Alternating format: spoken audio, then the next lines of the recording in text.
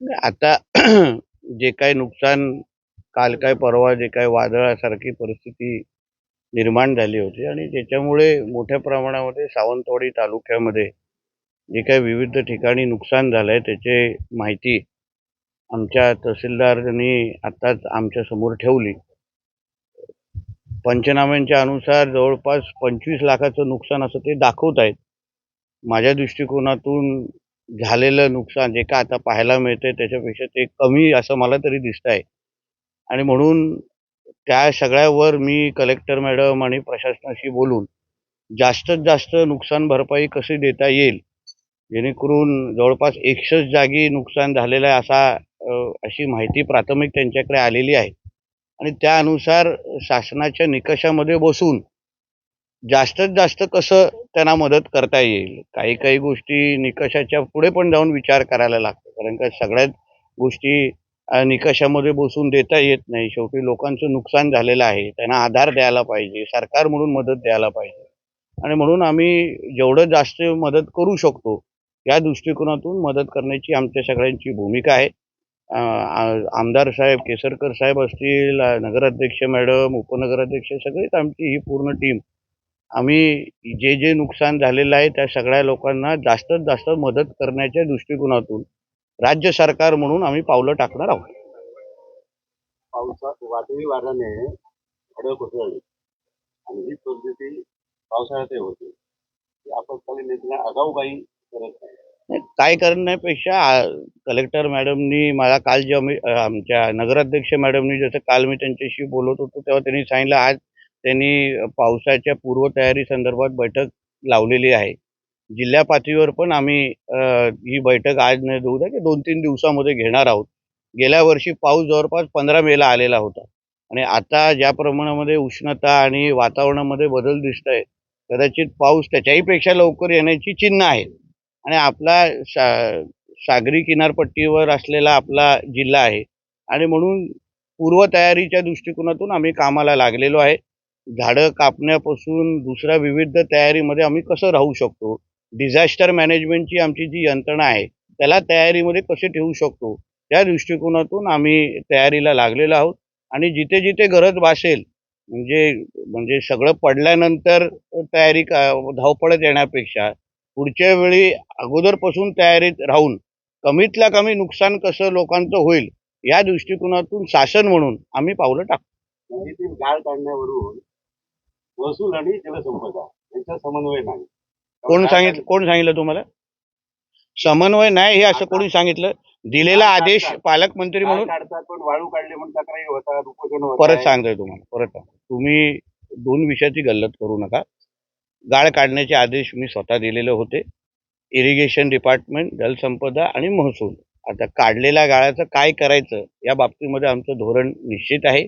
Royalty कोणाकडून भरून घ्यायची, काय गाळाचं करायचं. 1-2 जागी कुठेतरी अगर गैरसमज झाला असेल, म्हणजे पूर्ण डिपार्टमेंटमध्ये भांडण आहे. अशा काही गोष्टी तुम्ही काय सांगू नका किंवा अशी काही प्रतिमा तयार करू नका. सगळ्यांमध्ये अतिशय चांगला समन्वय आहे. पालकमंत्री म्हणून माझ्या सगळ्यांवर लक्ष आहे आणि म्हणून कुठलंही डिपार्टमेंट एकाच्यावर म्हणजे एका दुसऱ्या विरोधात जाणार नाही असं चांगलं वातावरण आमच्या इकडे आहे. एक तर तुम्ही कौतुक तर करणारच नाही.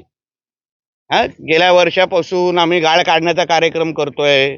इथे पूर परिस्थिती जे नेहमी आपल्या जिल्ह्यामध्ये तयार व्हायची, गेल्या वर्षी झालं नाही. ह्याही वर्षी मोठ्या प्रमाणामध्ये गाळ काढण्याचा कार्यक्रम सुरू आहेत. ह्याचं कधीतरी चुकून अगर कौतुक केलं तर आम्हालाही थोडं बरं वाटतं.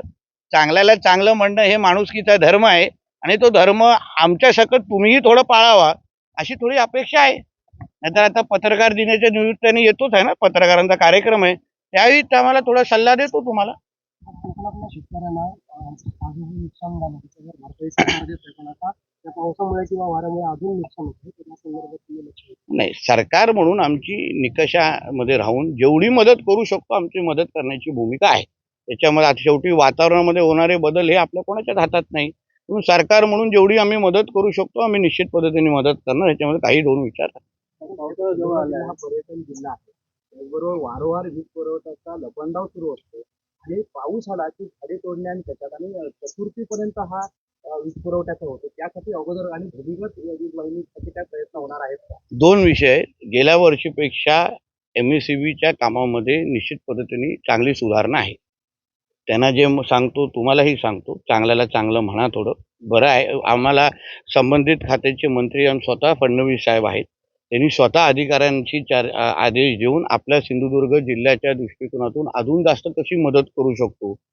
खूप मोठ्या प्रमाणामध्ये निधी आपल्या जिल्ह्यासाठी त्यांनी दिलेली आहे. खर्चही करतो आहे आपण. पण काही गोष्टीमध्ये ट्रान्सफॉर्मर जळणं, कुठेतरी पोल पडणं, 100% आम्ही सुधारणं होत आहेत, झालेत असं म्हणणार नाही. पण गेल्या वर्षापासून टप्प्याटप्प्याने परिस्थिती चांगली होते. त्याच्याही पेक्षा चांगली होईल. आम्ही पूर्वतयारीच्या दृष्टिकोनातून सगळ्या गोष्टीवर लक्ष ठेवून आहोत. कुठेच आम्ही असं सांगणार नाही, कारणं देणार नाही. पण तुम्हाला विश्वास देतो MSEBचा कारभार 100% चांगला व्हावा या दृष्टिकोनातून आमची पावलं त्या दिशेने पडतायत. भूमिगत वाहिनीच्या संदर्भात तुम्ही जे बोलले आमचं काम सुरू आहे. आता आम्हाला डिसेंबर 2026 ही तारीख दिलेली आहे.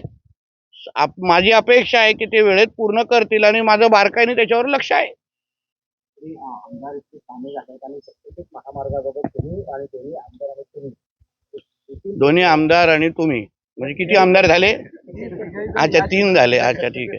घरामध्ये जॉईन व्हा म्हटलं पण आता नाही एक मिनिट. हां हां नव्याने जे शक्तीपीठासाठी द्या मला तुमच्याकडे MSRDCचं अधिकृत पत्र दाखवा. दाखवा. तुम्ही प्रश्न विचारता म्हणजे तुमच्याकडे अधिकृत माहिती असेल, पत्र तरी असेल. नेटवर जिथे आहे त्या सर्वे झाला ते बेगव्यामध्ये आणि बांद्यामध्ये जॉईन होणं असं म्हणताय. दाखवलं जाते तिथे ते आम्ही आता अहो साहेब, आम्ही मंत्रालयामध्ये बसतो. आम्ही या संदर्भात बैठका घेतलेल्या आहेत. MSRDC बरोबर बैठका घेतलेल्या आहेत. आदरणीय दीपक केसरकर साहेबांनी जी सूचना दिल्या, आमच्या सगळ्यांचं मत आहे की शक्तिपीठ महामार्ग हा आता जो जुना प्लॅन जो होता त्याच्यामुळे गोव्याला जास्त फायदा होत होता. आलेला रस्ता डायरेक्ट गोव्याला जात होता. म्हणून केसरकर साहेबांनी आम्ही लोकांनी तो पूर्ण प्लॅन बदलून बांधा आणि ह्या सगळ्या कुठल्याही गोष्टी बाधित होत नाहीत हे लिहून ठेवा, पाहिजे रेकॉर्ड करून ठेवा. आणि म्हणून असा आता आपण त्याच्यातून मार्ग आम्ही लोकांनी सगळ्यांनी मिळून काढलेला आहे, जेणेकरून आपल्या जिल्ह्याला त्याचा फायदा होईल. रेडी पोर्टशी त्याला जोडलं जाईल, जिल्ह्याला वेगवेगळ्या विकासाची दारे उघडतील. या दृष्टिकोनातून आता नवीन मार्ग आपण तयार केलेला आहे. म्हणून कुठल्या तरी संघर्ष समितीच्या व्यक्तीने पत्र टाईप करतो, प्रिंट करतो आणि आमच्या पत्रकार मित्रांना देतो आणि आमचे पत्रकार मित्र लगेच हेडलाईन मारतात, असा कारभार राज्य सरकारचा चालत नाही. म्हणून मी आपल्या माध्यमातून सगळ्यांना मी विनंती करतो, कुठल्याही अफवांवर विश्वास ठेवू नका. आमचं सरकार कमीतल्या कमी गावं बाधित करून सिंधुदुर्ग जिल्ह्याला ज्याचा फायदा होईल त्याप्रमाणे आदरणीय मुख्यमंत्र्यांनी आम्हाला शक्तीपीठ महामार्ग करायला सांगितलेला आहे. पालकमंत्री बोलल्यानंतर तरी विश्वास बसेल की नाही? मग आता तेवढं ती जरा बातमी व्यवस्थित चालवा. आता पण काय विचारत होता? अच्छा, म्हणजे थेट मुंबई. मराठी सक्तीवरून रिक्षा टॅक्सीच्या मराठी सक्तीवरून सदावर्त्यांनी विरोधाची भूमिका घेतली. मनसेने त्याच्यावर सदावर्तीला फटकावण्याची भाषा केली. एक लक्षात घ्या, महाराष्ट्र सरकार म्हणून, महायुतीचं सरकार म्हणून मराठी आमच्या महाराष्ट्रामध्ये सक्तीची आहेच. प्रत्येकाला मराठी आलीच पाहिजे ही आमच्या सगळ्यांची भूमिका आहे. आमच्या परिवहन मंत्रींनी घेतलेली भूमिका, त्याचं समर्थन आदरणीय मुख्यमंत्री सकट आम्ही सगळ्यांनी केलेलं आहे की मराठी प्रत्येकाला आलीच पाहिजे आणि प्रत्येकजण शिकेल ना. असं कोण नाही शिकणार असं कोणच नाही. कोणीही उगाच ह्या मुद्द्यावर वाद करू नये असं मतात आम्ही आहे. प्रत्येकाला मराठी शिकेल. ज्याला इथे व्यवसाय करायचा आहे, ज्याला इथे धंदा करायचा तो नक्कीच मराठी शिकणार. आमचे उत्तर भारतीय भाऊ पण शिकतील आणि आमचे सगळे शिकतील. पण त्या निमित्ताने हिंदूंमध्ये फूट पाडण्याचा प्रयत्न कोणी करू नये आणि हिंदूंना हल्ला किंवा हिंदूंना आम्ही मारू अशी सुख्या धमक्या आमच्या हिंदुत्व विचाराच्या सरकार असताना तरी करू नये आमचं म्हणणं आहे. ज्यांना मराठी शिकायचं असेल त्यांना आम्ही ट्रेनिंग देऊ, त्यांना काय पाहिजे त्यांना पुस्तकं वाटू, सगळ्या गोष्टी करू. पण सरकारच्या नियमाचं पालन सगळे उत्तर भारतीय आणि सगळे अमराठी आणि सगळे आम्ही लोक करू. मराठी व्यावसायिक तर आहेत, सगळे एकत्र मिळून करू. म्हणून हा वादाचा मुळात विषय नाही.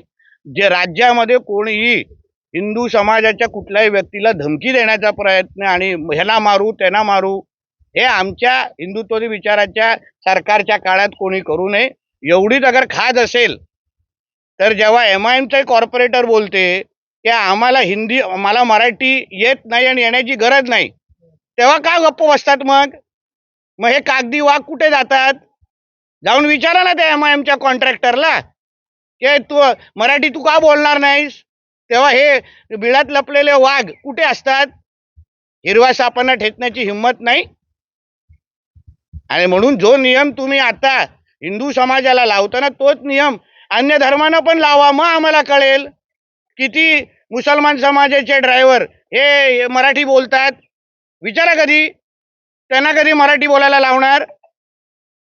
सगळी आग अगर हिंदूंवर कोण काढत असेल ना आणि हिंदू समाजाला फूट पाडण्याचा प्रयत्न होत असेल तर आम्ही राज्यामध्ये बसलो. एक लक्षात ठेवा, आम्ही असताना कुठल्याही हिंदूकडे कोण वाकड्या नजरेने बघायला आम्ही देणार नाही. ही आमची भूमिका आहे. ज्याला मराठी येत नसेल त्यांनी मराठी शिकावं. आम्ही पण सरकार म्हणून त्यांना मदत करू, पण हा वाद कोणी करू नये आणि हिंदूंमध्ये कोणी फूट पाडू नये आणि हिंदूंकडे वाकड्या नजरेने बघायची कोणीच हिंमत करू नये. शिंदेच्या शिवसेनेमध्ये याच विषयावरून 2 गट पडले पाहायला मिळतात. शिंदे साहेब समजवतील ना निरुपमना. शिंदे साहेब सक्षम आहेत. अगर निरुपम आपल्या सरकारच्या विरोधात अगर काही भूमिका घेत असतील तर शिंदे साहेब समजवतील त्यांना की बाबा असा जाऊ नकोस. संपला विषय. चला आता ऊन वाढते नाही तर आम्हाला नुकसान भरपाई द्यायला लागेल. संजय राऊत म्हणतात की भाजप निर्लज्ज झाले. हा? संजय राऊत म्हणतात की त्या जे राज्यसभेवरती खासदार आलेले आहेत त्यांच्यावरनं संजय राऊत असं म्हणतात की चड्डा सारखे जे खासदार आहेत त्यांना भाजपने उमेदवारी दिली आहे किंवा भाजप त्यांना खासदार करत आहे. भाजप निर्लज्ज झाली. भारत निर्लज्जची व्याख्या काय आहे हे त्याला चांगल्या पद्धतीने माहीत असल्यावर त्याला सगळेच निर्लज्ज वाटतायत. निर्लज्ज हे मातोश्रीचा 3ऱ्या माळ्यावर बसलाय.